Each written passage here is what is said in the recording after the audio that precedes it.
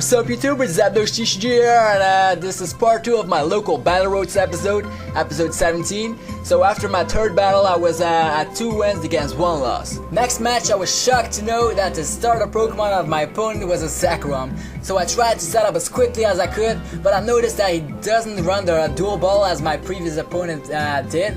Anyway, after a few turns I noticed that he was running a Zekrom Pachirisu Shaman deck as I expected, but with a Lantern tech to counter Dolphins probably. So he must have thrown out a couple of important trainer cards, which was awesome for me because I could set up completely without being Bull Strike on the first turn. So that won the first game for me.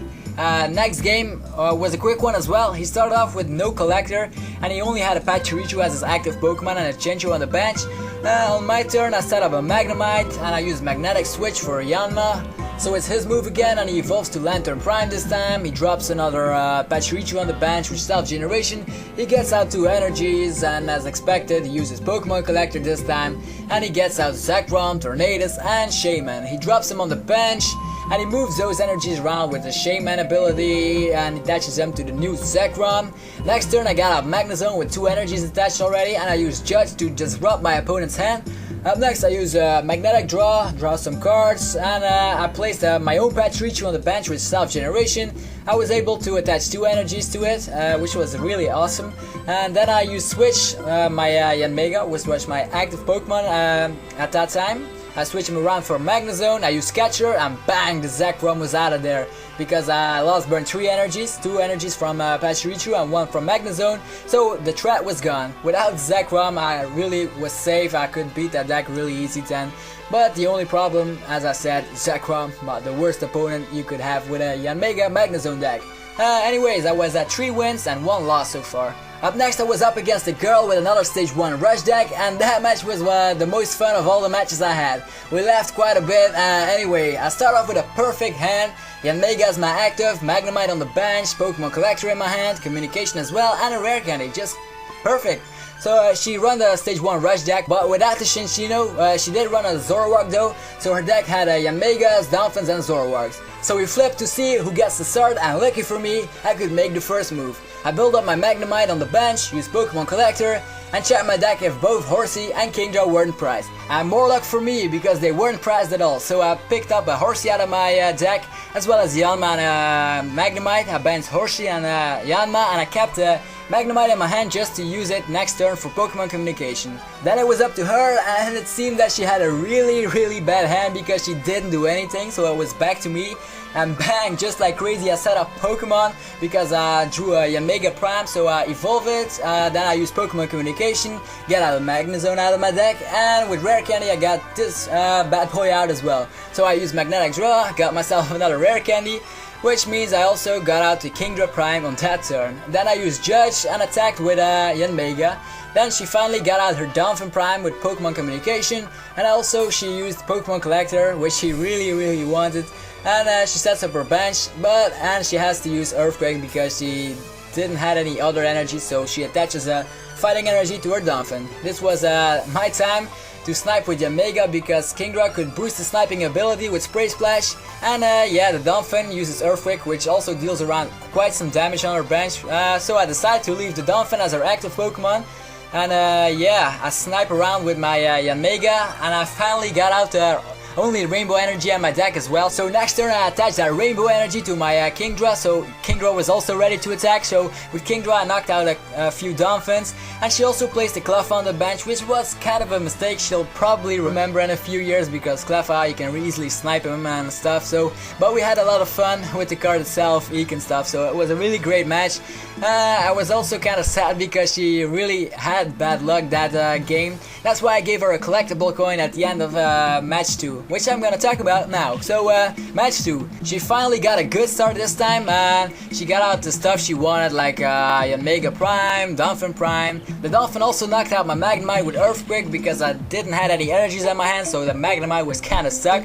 So anyway, I decided to build up my other Pokemon on the bench, use Collector to get out some Pokemon, and I realized that Horsey was priced, so I couldn't use Kingdra this time, so I was forced to use the Collector for 2 Yanmegas, no, not Yanmegas, Yanmas and a Magnemite. Then after a few turns I got out the Yanmega I needed, healed him up because Yanma had 4 damage counters on him.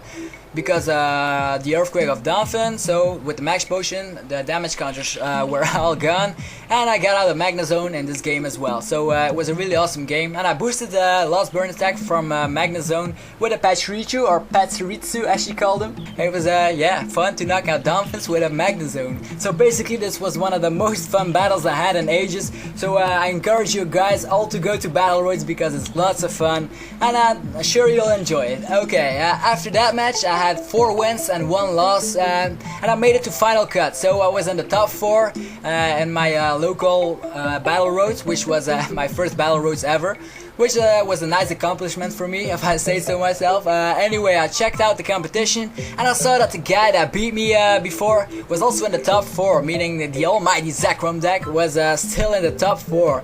The other decks in the top 4 were Gothitelle Reuniclus and another Fast Stage 1 deck, and also my deck, the Omega Magnezone deck.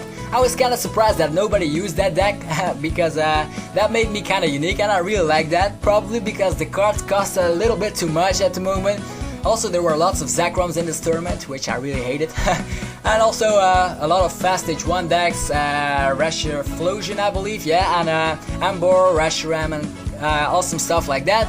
But I think that the price for a Zekrom will increase because it's also a very powerful deck, and that's why the cards may cost a little bit more in the next coming months.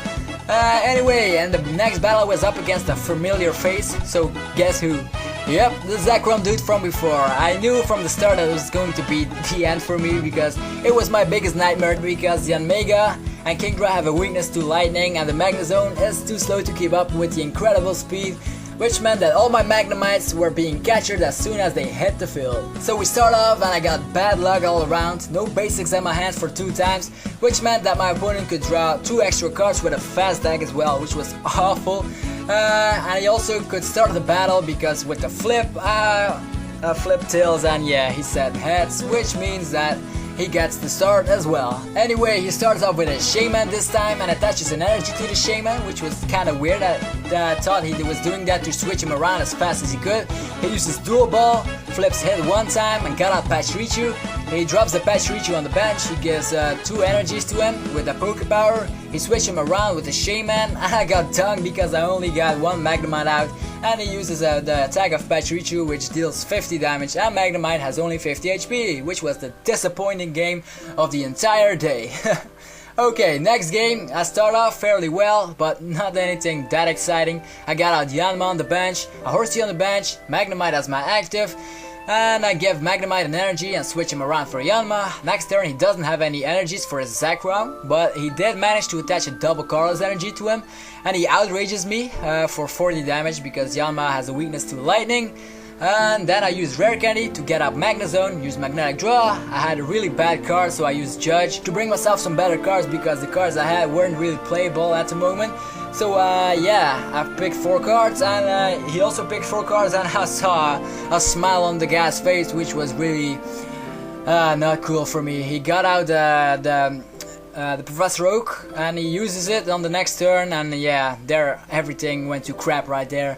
He got out Zekrom, Tornadus, and he switched around energies with Pachirisu and Shaman and stuff. I used Dual Balls a couple of times, and he managed to pick all 6 prizes cards, and yeah, I only picked 3 with my fast Yanmega, but yeah, Yanmega is really weak against lightning, and yeah, there you go. That was my last battle, so I was lost at I became 4th place actually, so that was pretty fun.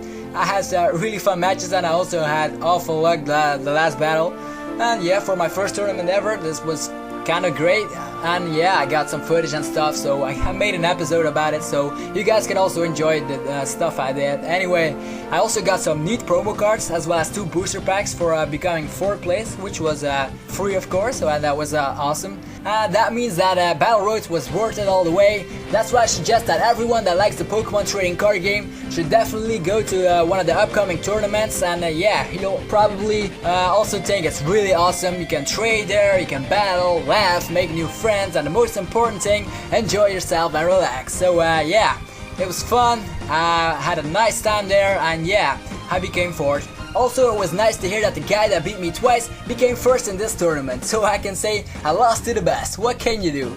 Yeah, anyway, that's all for now. If you like this video, click the thumbs up, that really helps me. Oh, I almost forgot about Poké-News. Well, there isn't that much news, so let's begin. For those of you who didn't know already, the Noble Victory set comes out on the 16th of November, and the team decks will be available much sooner on the 2nd of November. You can also get these new cards at a pre-release near you, so if there is any pre-release, I suggest you go because there are some really epic cards you want to get in this set, or you can just pre-order a booster box online. Aside to that, there are 2 new cards that leaked on the internet today. Here you can see a Dredagon, which has a nice ability that resembles the ability of Carvanha and Sharpedo. It's called Rough Skin, and it states, when this Pokemon is your active Pokemon and is damaged by an opponent's attack, put 2 damage counters on the attacking Pokemon, which is really a nice ability to have. And here is Evilite, and this is a Pokemon tool card that states, if this card is attached to a basic Pokemon, any damage done to this Pokemon is reduced by 20, which is sort of like a defender that lasts forever on the Pokemon you attach it to, which is really awesome for the Zekrom decks out there. Also, the new Japanese set, Dark Rush, has officially been revealed, and as I said in a previous episode, this set will focus on dark Pokemon, and it'll include 69 cards, excluding the secret rares. And when you buy a booster box of this set, you'll get a box topper like in the past. It'll be a Volcarona promo card, and it has an HP of 110 for stage 1, which is pretty decent. And it has an ability that could be really playable. It states, as long as this Pokemon is in play, place 4 damage counters on the opponent's burned Pokemon between turns, which is an awesome ability because he doesn't have to be your active Pokemon, so you can just burn him with someone else, but he also has an attack of his own that burns your opponent's Pokemon. It's called Heat Wind, and for a fire and a double colorless energy, you can deal 70 damage, and then you may discard, you don't have to, but you may discard an energy attached to this Pokemon, and then your opponent's active Pokemon is burned. So maybe in the future this card will be played, who knows, and yeah, we'll have to find out. And that's all for now. If you have any questions, thoughts, or epic new ideas, you can always place them in the comment section as always. So this was ZapdosTCG here, thanks a lot for watching, till next time.